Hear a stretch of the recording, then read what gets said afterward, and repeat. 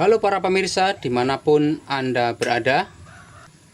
Salam sejahtera bersama saya Salima Nanda Bodana. Pada kesempatan ini saya akan berbagi pengalaman atau berbagi tutorial. Tutorial kali ini saya akan membahas tentang penyebab motor mogok dan langkah-langkah cara mengatasinya. Mengalami mogok dalam perjalanan pastilah merupakan pengalaman yang sangat menjengkelkan tentunya. Mogok mendadak kerap menjadikan sebagian orang kebingungan, di mana masih banyak orang yang kurang paham sumber penyebab yang menjadikan motor bisa sampai mogok. Nah, di sini saya akan menyampaikan beberapa langkah-langkah yang harus dilakukan untuk pengecekan dan cara menanganinya. Yang pertama, pastikan bahan bakarnya masih tersedia di dalam tangki sepeda motornya. Selang minyak dan saringan bensinnya pastikan tidak ada masalah, artinya tidak tersumbat.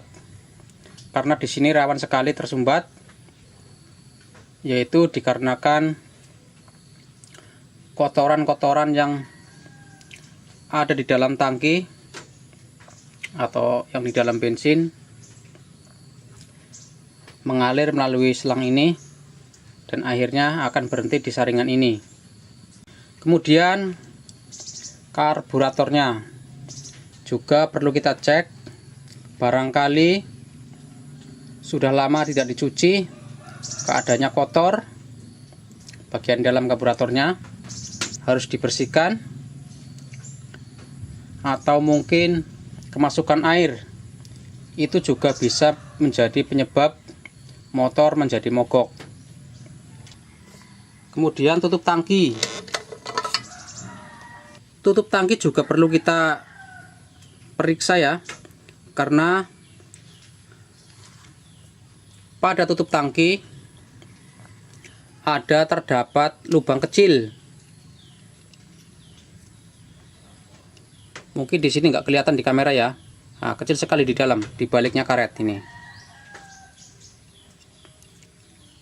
Lubang kecil yang terdapat pada tutup tangki berfungsi sebagai ventilator atau pernapasan. Apabila lubang kecil tersebut tersumbat, maka akan berakibat hilangnya sirkulasi udara, sehingga bahan bakar tidak bisa turun atau tidak bisa mengalir.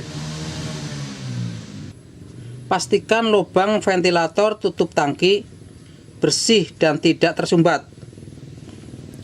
Apabila mengalami tersumbat atau kotor, kita harus segera membersihkannya, yaitu dengan cara menggunakan udara bertekanan tinggi atau kompresor. Ini juga bisa jadi penyebab kendaraan kita jadi mogok ya. Memang jarang terjadi, tapi bisa saja terjadi.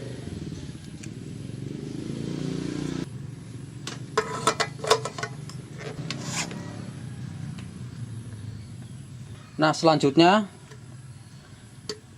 tangki penampung bahan bakarnya ini juga perlu dicek sekali-sekali ya, karena bisa saja saking lamanya kendaraan kita di dalam tangki ini sudah banyak endapan-endapan kotoran, membuat kotoran menjadi menyumbat. Itu dapat menghambat mengalirnya bahan bakar yang masuk ke karburator, yaitu melalui selang ini. Apabila saringannya bolak-balik tersumbat, itu tandanya tangkinya sudah kotor. Jadi sekali-kali kita harus menguras dan membersihkannya. Langkah berikutnya atau yang kedua, filter udara yang kotor, yaitu ini. Fungsi filter udara adalah untuk menyaring agar udara yang masuk ke ruangan bakar tidak tercampur dengan partikel-partikel atau kotoran dan debu, agar campuran udara dan bahan bakar lebih bersih. Sering-seringlah cek kondisi saringan udara ini, dan pastikan saringan udara terbebas dari kotoran dan debu. Saringan udara ada dua jenis, yaitu saringan udara jenis busa. Apabila sudah kotor, kita bisa membersihkannya atau bisa mencucinya, yaitu bisa kita cuci menggunakan bensin. Kita cuci bersih, kemudian kita keringkan. Sebelum dipasang, sebaiknya kalau yang saringan hawa sistem busa ini harus dikasih oli bersih, kemudian digosok-gosok dengan tujuan agar kotoran mudah terjebak di permukaan busanya ini, seperti itu. Kemudian jenis saringan udara dari kertas, yaitu seperti ini. Sepeda motor baru rata-rata menggunakan saringan hawa dari kertas seperti ini. Dan saringan hawa atau saringan udara yang terbuat dari kertas seperti ini, apabila sudah kotor, tidak bisa dicuci. Jadi kita harus menggantinya yang baru. Tentunya dengan harga yang cukup terjangkau ya. Nah, itulah dua jenis saringan udara. Kemudian langkah yang ketiga,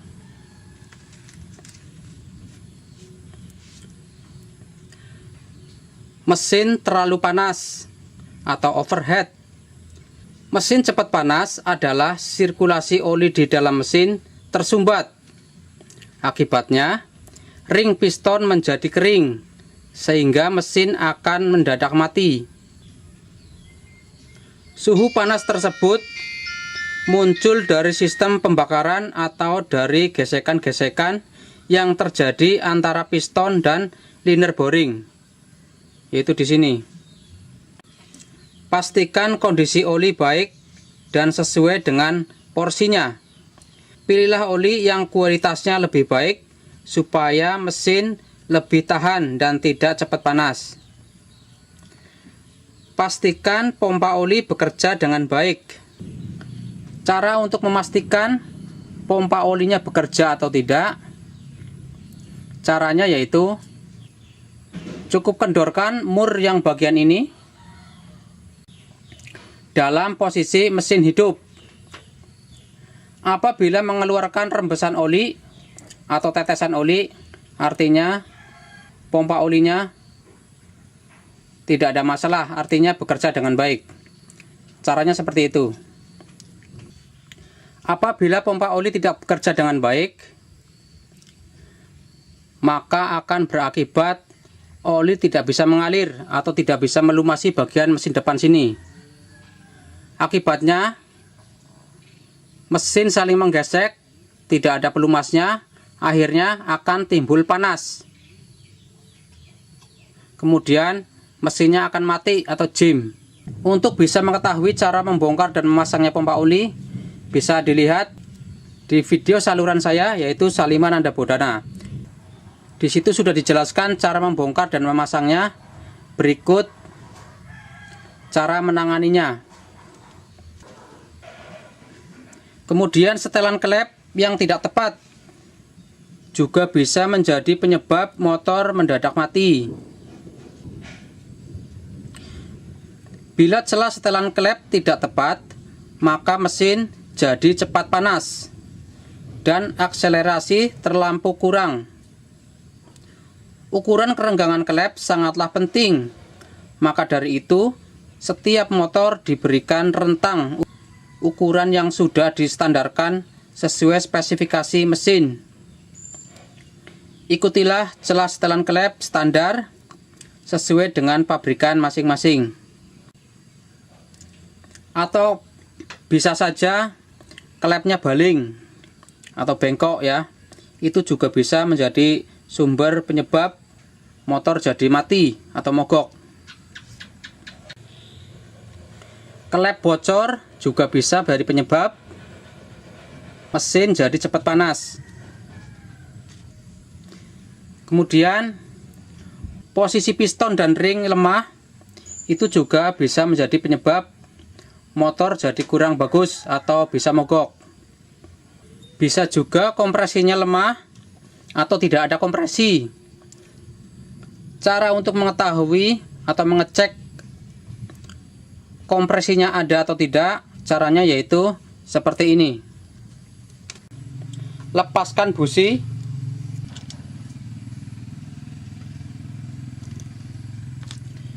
Kemudian lubang businya kita tutup menggunakan jari tangan kita.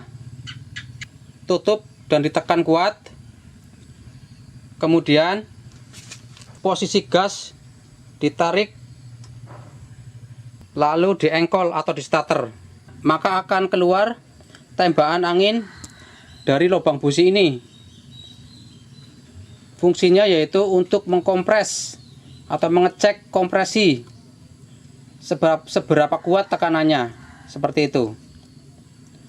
Apabila kompresinya kuat, maka kotoran-kotoran yang ada di dalam ruangan kompresi atau ruangan pembakaran akan nembak keluar. Berfungsi juga untuk mengeringkan ruangan kompresi yang basah, dan juga kotoran-kotoran yang ada di dalam ruangan kompresi akan terdorong keluar. Caranya seperti itu. Dan sebaliknya, apabila dorongan kompresinya tidak ada atau tidak kuat, maka mesin tidak bisa hidup. Untuk menanggulangi kompresi yang hilang atau tidak ada hentakan anginnya, kita perlu cek bagian topnya, yaitu sebelah sana. Untuk menanggulangi kompresi yang hilang, kita perlu cek topnya, yaitu dengan cara membuka tutup ini dan ini. Posisikan huruf T yang terdapat pada magnet lurus dengan lubang di atas ini. Kemudian depan,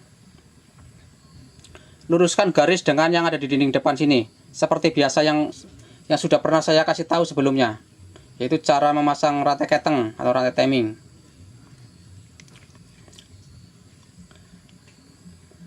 Apabila topnya tidak lurus atau geser, itu yang membuat kompresinya tidak ada. Apabila top berubah sendiri, itu diakibatkan karena gigi rantai timing atau rantai ketengnya bagian belakang mengalami haus atau tidak padat lagi. Untuk lebih lengkap cara mengatasinya, yaitu sudah saya buat videonya, yaitu di saluran saya, Saliman Nanda Bodana. Silakan lihat sendiri videonya, bagaimana cara mengatasi top yang geser. Penyebab hilangnya kompresi adalah bisa disebabkan oleh klep yang bermasalah atau baling.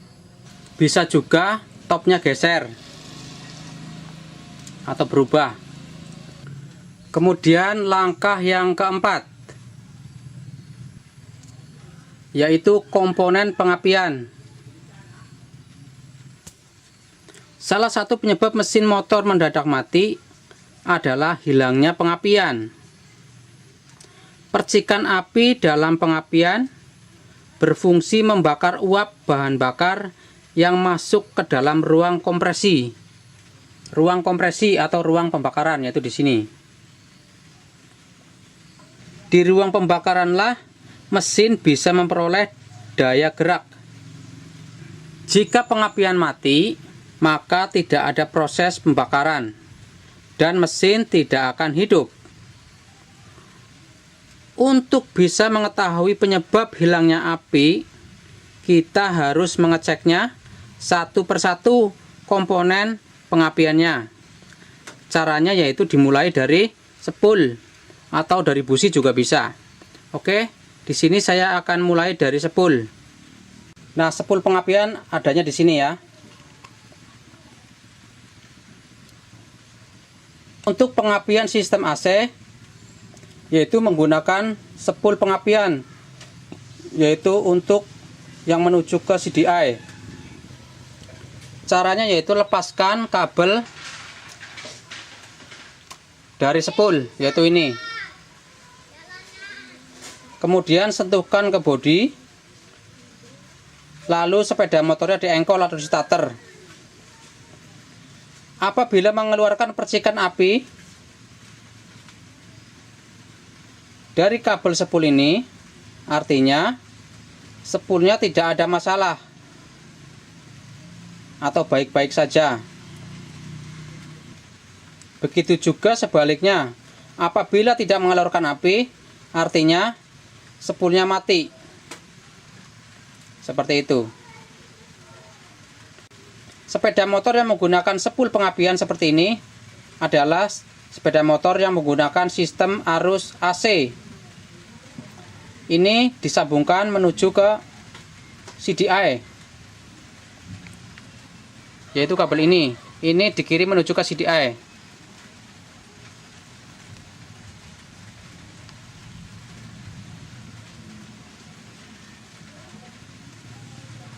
Setelah kabel spoolnya sudah dicek, pastikan kabel spoolnya mengeluarkan api.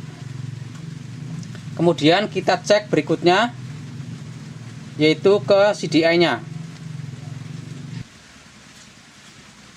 Kabel dari spool tersambung menuju ke CDI ini. Kemudian dari CDI diproses dan dikirim menuju ke coil, yaitu di sini.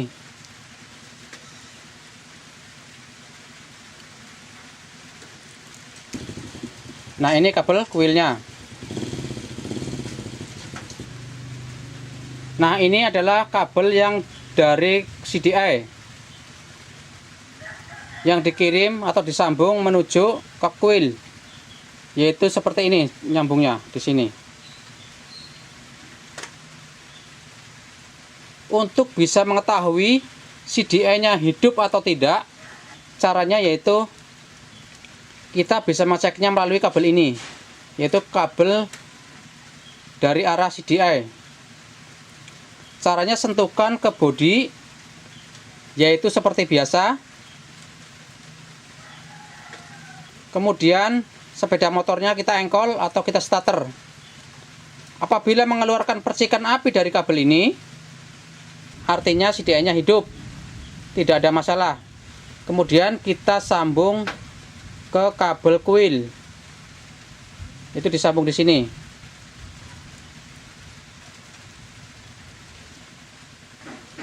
Cara ngeceknya seperti itu ya, harus diurut. Kemudian setelah kita sambung dari kabel CDI menuju ke coil, nah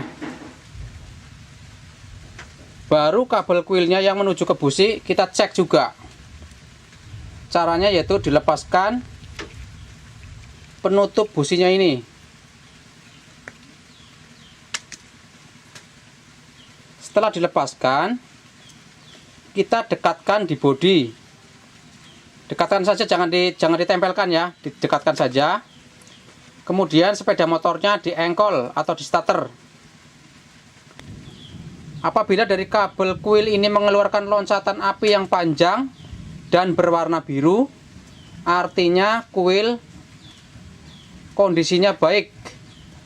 Akan tetapi sebaliknya, apabila mengeluarkan percikannya pendek dan berwarna merah, artinya coilnya bermasalah. Seperti itu.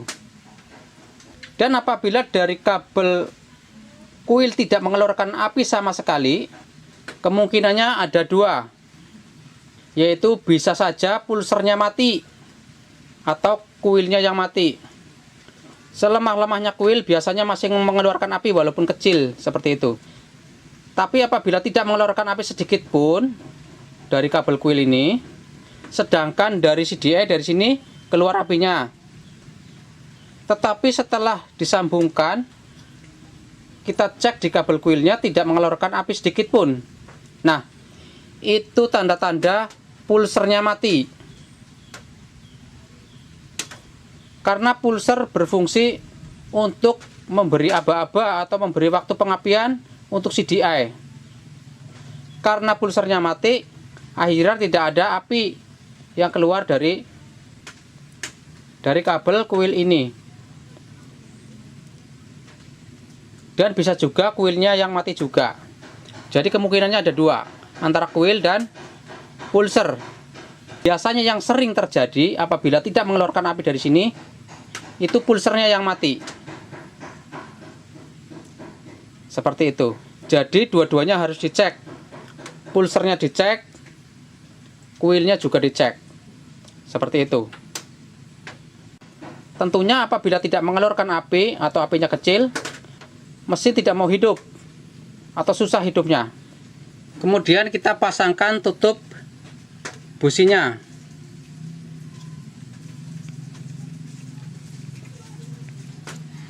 Caranya harus diputar seperti ini ya, biar masuk.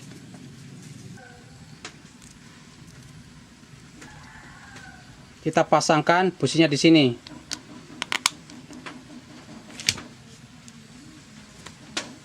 Kita cek juga businya. Caranya, badan businya tempelkan di bodinya, kemudian sepeda motornya di starter atau di engkol. Pastikan di ujung businya ini mengeluarkan percikan berwarna biru.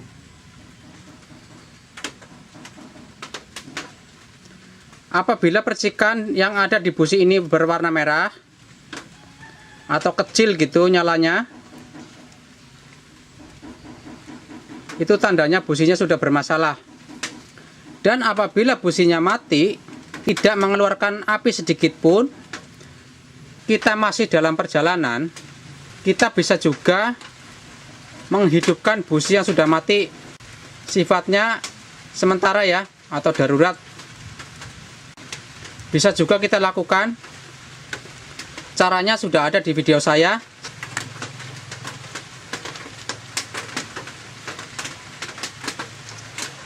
Nah, itulah cara mengecek satu persatu urutan pengapiannya.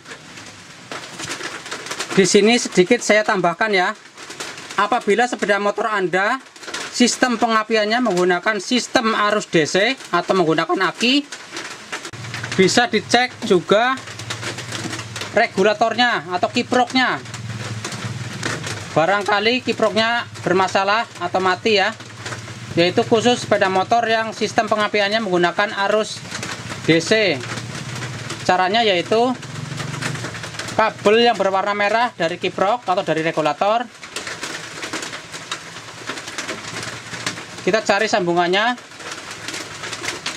kita lepaskan, kita sentuhkan ke bodi. Apabila mengeluarkan percikan api, tandanya regulatornya tidak ada masalah. Akan tetapi sebaliknya, apabila tidak mengeluarkan api dari kabel merah yang dari kiprok atau dari regulator, artinya regulatornya mati atau bermasalah, seperti itu. Itu khusus sepeda motor yang menggunakan sistem arus DC, yaitu menggunakan aki. Dan kemudian akinya juga perlu dicek, barangkali sudah bermasalah, begitu ya. Perlu dicek juga sikringnya, barangkali putus, seperti itu. Itu sekedar tambahan saja khusus untuk sepeda motor yang menggunakan sistem arus DC. Karena arus DC dengan arus AC agak sedikit berbeda, seperti itu. Kalau yang lain-lainnya sama saja ya, hanya itu saja perbedaannya. Nah, demikianlah langkah-langkah mengatasi motor yang mogok. Apa yang sudah saya jelaskan tadi di atas sifatnya umum dan yang sering terjadi di lapangan. Apabila semua sudah dicek sesuai dengan apa yang tadi saya sampaikan, tetapi sepeda motornya masih tetap belum hidup juga, artinya ada permasalahan lain.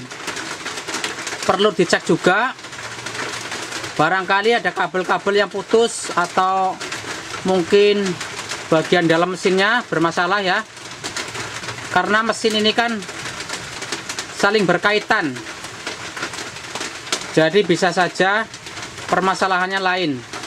Jadi yang saya jelaskan tadi di atas adalah sifatnya umum yang sering terjadi di lapangan, seperti itu. Nah, demikianlah apa yang saya sampaikan dalam video saya ini. Mudah-mudahan dapat menambah pengalaman untuk Anda semua. Terima kasih atas kunjungan Anda. Jangan lupa untuk berlangganan dengan channel video saya. Mudah-mudahan video berikutnya tentunya video yang tidak kalah menarik dengan video-video yang sudah ada. Terima kasih atas kunjungannya. Sekian, sampai jumpa.